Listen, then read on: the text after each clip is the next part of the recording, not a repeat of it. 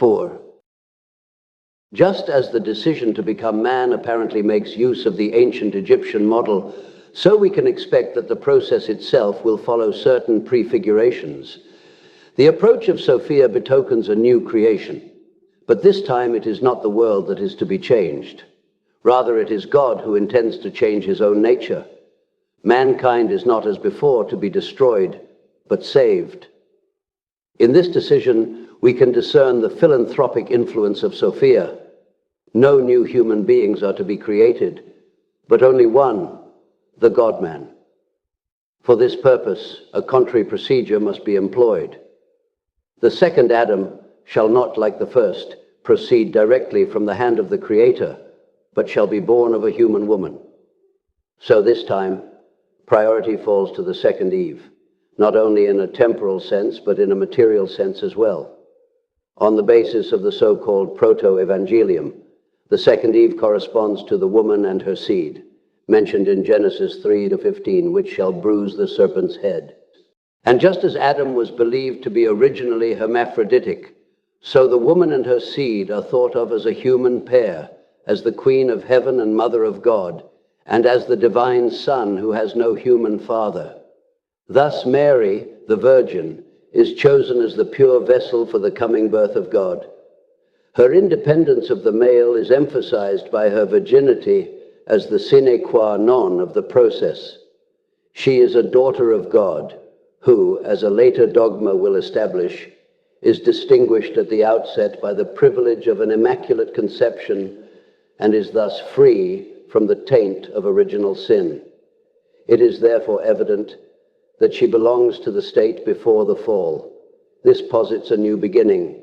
The divine immaculateness of her status makes it immediately clear that she not only bears the image of God in undiminished purity, but, as the bride of God, is also the incarnation of her prototype, namely Sophia. Her love of mankind, widely emphasized in the ancient writings, suggests that in this newest creation of his, Yahweh has allowed himself to be extensively influenced by Sophia. For Mary, the blessed among women, is a friend and intercessor for sinners, which all men are. Like Sophia, she is a mediatrix who leads the way to God and assures man of immortality. Her assumption is therefore the prototype of man's bodily resurrection. As the bride of God and Queen of Heaven, she holds the place of the Old Testament Sophia. Remarkable indeed are the unusual precautions which surround the making of Mary: immaculate conception, extirpation of the taint of sin, everlasting virginity. The Mother of God is obviously being protected against Satan's tricks. From this we can conclude that Yahweh has consulted his own omniscience, for in his omniscience there is a clear knowledge of the perverse intentions which lurk in the dark Son of God. Mary must at all costs be protected from these corrupting influences. The inevitable consequence of all these elaborate protective measures is something that has not been sufficiently taken into account in the dogmatic evaluation of the Incarnation. Her freedom from original sin sets Mary apart from mankind in general, whose common characteristic is original sin, and therefore the need of redemption.